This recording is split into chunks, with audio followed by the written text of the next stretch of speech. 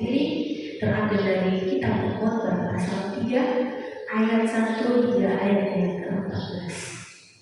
Kitab Khotbah pasal 3 ayat 1 hingga ayat yang ke-14. Di bawah berikut, untuk segala sesuatu ada waktunya. Untuk segala sesuatu ada masanya. Untuk apapun di bawah langit ada waktunya.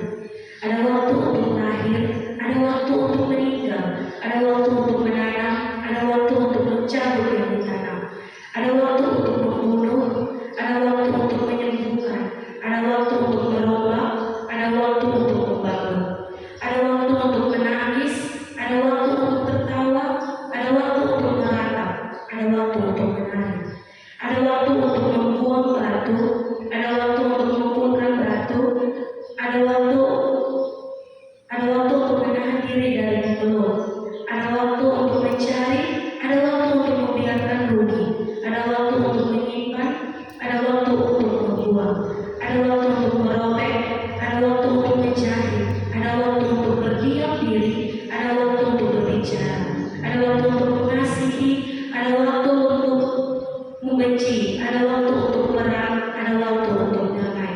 Apakah untuk pekerjaan yang dikerjakan dengan berjerih payah? Aku telah melihat pekerjaan yang diberikan Allah kepada anak-anak manusia untuk melemahkan dirinya. Ia membuat segala sesuatu indah pada waktunya. Bahkan ia memberikan kelelahan dalam hati mereka.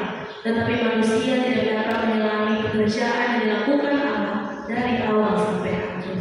Aku tahu bahwa untuk mereka tak ada yang lebih baik daripada bersuka-suka dan menikmati kesenangan dalam hidup mereka, dan bahwa setiap orang dapat memakan, minum, dan menikmati kesenangan dalam segala jerih payahnya. Itu juga adalah pemberian Allah. Aku tahu bahwa segala sesuatu yang dilakukan Allah akan tetap ada untuk selamanya. Itu tak dapat ditambah dan tak dapat dikurangi. Allah berbuat demikian supaya manusia takut akan Dia. Demikianlah pembacaan firman Tuhan.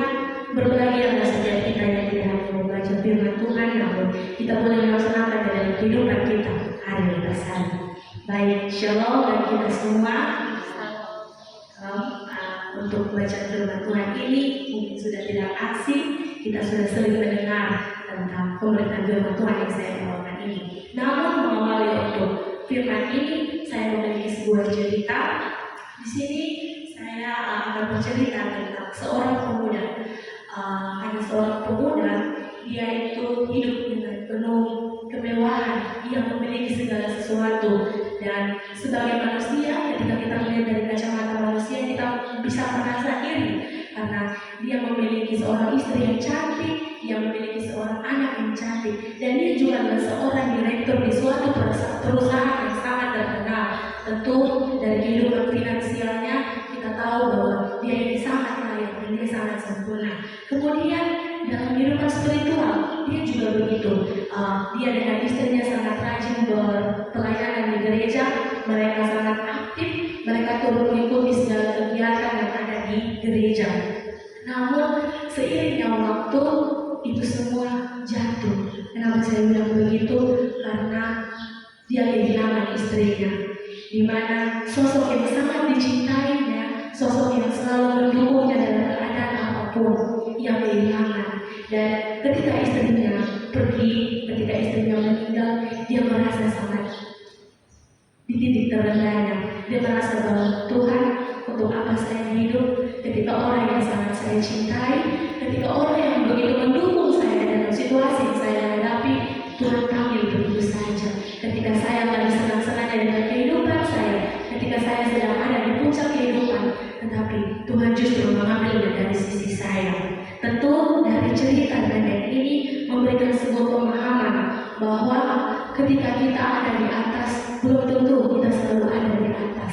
Nah, Bapak-Bapak semua, kemudian seiringnya waktu, pemuda ini bertekad untuk mencari seorang pengganti dengan tujuan khusus yang mau bahwa seorang anaknya itu bisa memiliki seorang ibu yang malu. Tetapi mari kita lihat kembali, apakah ini menjadi suatu hal yang mudah bagi dia? Apakah ketika dia mencari seorang pengganti bagi anaknya, mencari seorang istri baginya, tentu akan ada perasaan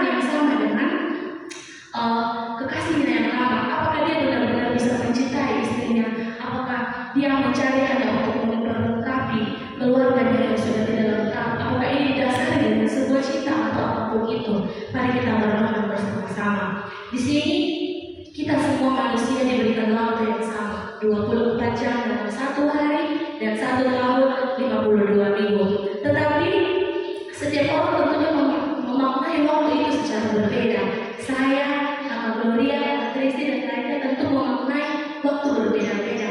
Kita bisa senang, kemudian beberapa menit ke depan kita bisa sedih. Ini semua misteri. Kita tidak tahu apa yang akan terjadi ke depannya. Kita tidak akan tahu apa yang sudah Tuhan rencanakan. Waktu kadang terlalu lambat bagi mereka yang menunggu dan terlalu cepat bagi mereka yang takut. Terlalu panjang bagi mereka yang sangat gundah dan terlalu pendek bagi mereka yang bahagia.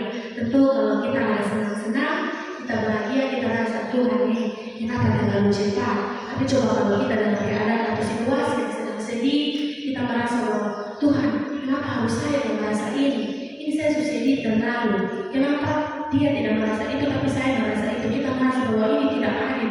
Kita rasa bahwa ini semua kenapa terjadi di saya sedangkan di mereka tidak, sedangkan di dia tidak. Lalu, apakah waktu yang dianugerahkan Allah terhadap setiap orang itu hanya akan kita kenal jika kita mengalami suatu sukacita? Yang jelas, waktu itu adalah keabadian. Waktu tidak akan kembali meskipun kita menginginkannya. Sedetik saja yang telah berlalu sudah tidak akan terulang lagi. Sama seperti kisah pemuda yang tadi. Mungkin beberapa tahun dia merasa sangat senang, dia merasa bahwa oh Tuhan terima kasih untuk berkat dan anugerah dalam kehidupan saya.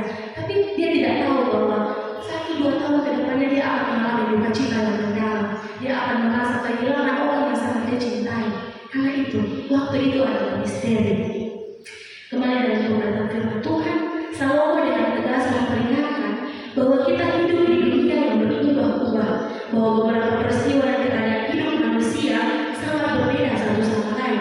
Tetapi semua itu terjadi tanpa pandang bulu, semua itu terjadi tidak dikasih, semua itu merata. Tuhan jadikan waktu ini untuk kita semua umat manusia. Tidak ada yang ini hari dia senang, dia bisa yang lain sedih. Tidak, semua pasti akan merasakan yang namanya sedih, semua pasti akan merasakan yang namanya senang. Pengkhotbah juga menegaskan bahwa setiap perubahan yang terjadi di dalam kehidupan kita menurut waktu dan saatnya sudah tetap dan tidak dapat diubah. Kita boleh berencana, kita sering dengar bahwa kita boleh berencana, tapi semua itu Tuhan yang mengatur. Kita mau siap planning dari saat ini sampai kapanpun itu kita siap. Oh, besoknya mau jadi pendeta, oh besoknya mau jadi dokter. Tapi kalau Tuhan bilang, kamu mau jalan bukan di sini, mau bagaimana? Makanya pengkhotbah sangat tegas mengingatkan bahwa waktu yang sudah Tuhan siap itu sudah tetap dan tidak dapat diubah. Di sini kita melihat dengan jelas bahwa Salomo melalui kitab pengkhotbah mengungkapkan dasar pengajaran bahwa untuk segala sesuatu ada masanya. Perkara-perkara yang tampaknya oleh bertolak belakang satu sama lain dengan adanya perputaran peristiwa akan mengambil gilirannya. Kita semua manusia sudah ada waktu yang Tuhan tentukan. Kita akan menerima segala situasi yang kita alami. Kita tidak tahu apakah ke depannya kita kehidupan gimana. Kami yang mahasiswa juga masih orang bilang masih kalau kita ini ke depan kita jadi pendeta, kita mau jadi pendeta di mana? Tuhan menempatkan kita di mana? Atau Tuhan bilang, oh kamu belum bisa jadi pendeta, mungkin kamu harus lebih belajar lagi, kamu harus lebih berproses lagi. Ini semua sudah ditentukan oleh Tuhan. Apapun yang terjadi, apalagi sekarang, tentu hal-hal kecil kita lihat, oh ini sekarang nih sudah Desember, tapi kenapa kok belum hujan ya? Hujan biasa dari November, kenapa sudah Desember ini baru hujan datang? Itu semua tuh misteri, karena Tuhan yang tahu. Kita mau bilang, aduh, ini biasanya Desember begini, kok sudah dingin, tapi apa? Kita belum merasakan itu. Itu berarti segala sesuatu itu akan ada di giliran. Kita sisa menunggu saja. Kita menunggu waktu Tuhan yang tepat. Pernyataan kita pengkhotbah ini memiliki beberapa arti penting yang bisa kita refleksikan bersama. Ketika dia bilang bahwa untuk segala sesuatu ada masanya dan untuk apapun di bawah langit ada akhirnya. Ada 3 hal penting. Yang pertama, segala sesuatu yang dimaksudkan itu adalah kegiatan sehari-hari, kegiatan sehari-hari seperti menanam, mencabut, merombak, dan membangun. Kemudian yang kedua, kejadian yang melibatkan perasaan seperti kita senang, seperti kita sedih. Kemudian yang ketiga, peristiwa kehidupan, lahir ataupun meninggal atau apapun itu, datang di mengaman waktu. Kemudian pengkhotbah juga memiliki beberapa hal penting. Di sini dia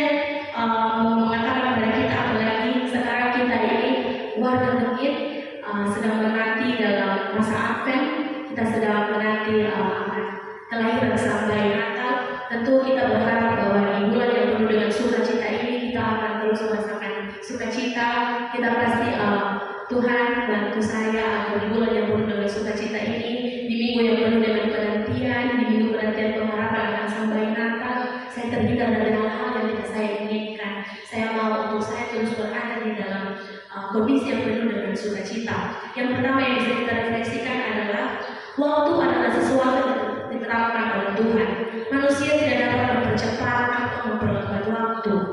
Manusia tidak dapat menjalani waktu yang sudah Tuhan berikan. Ini sudah jelas seperti yang sudah saya katakan tadi. Apapun yang terjadi ke depannya, mari kita nikmati itu. Kita percaya bahwa kita melangkah bersama Tuhan. Burung saja di udara Tuhan pelihara. Rambut kita sehelai pun Tuhan tidak akan pernah biarkan jatuh. Lalu apa yang harus kita khawatirkan? Kita boleh berkuat-kuat bahwa kita ini anak Tuhan. Kita mau hidup di dalam Tuhan. Kita mau percaya bahwa segala sesuatu yang Tuhan kasih baik adanya. Lalu apa yang harus kita khawatirkan? Kita sudah sampai di bulan 12, sudah sampai di bulan Advent, sudah sampai mau di penghujung tahun. Lalu apa yang harus kita khawatirkan? Mari kita percaya bahwa segala sesuatu Tuhan persiapkan dengan baik. Kemudian yang kedua, waktu adalah pemberian Allah yang tidak boleh disia-siakan. Hargailah waktu bukan hanya dengan kata-kata, melalui doa dan pujian, tetapi juga dengan kondisi yang diperhadapkan dengan waktu di mana kita merasa kehilangan, dan waktu di mana kita merasa tidak mampu lagi menjalani kehidupan, dan waktu di mana bahwa Tuhan ini tetap terhadap saya. Selagi masih ada waktu, kita pergunakan itu dengan baik. Ini mungkin berkaitan dengan yang tadi Kakak Gloria bilang bahwa hal kecil yang bisa kita lakukan adalah berdoa. Terlihat simpel, tapi tidak semua bisa lakukan dengan baik. Kita mempunyai relasi dan hubungan dengan Tuhan itu sangat penting. Kita mau makan kita berdoa, kita mau jalan kita berdoa, kita mau tidur kita berdoa.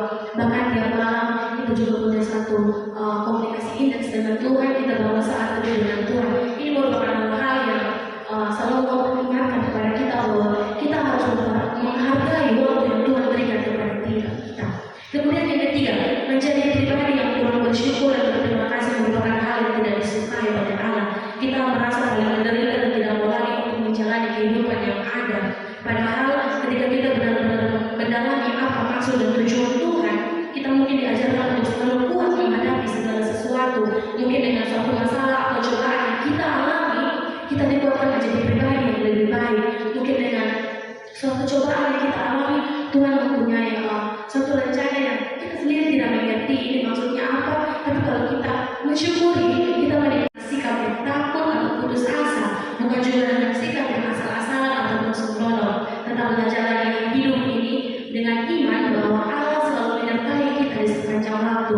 Di penghujung tahun, di akhir bulan, di bulan yang terakhir ini kita mau merayakan sukacita, kita mau makan kue Natal, kita mau minum Sprite, kita mau minum Coca-Cola.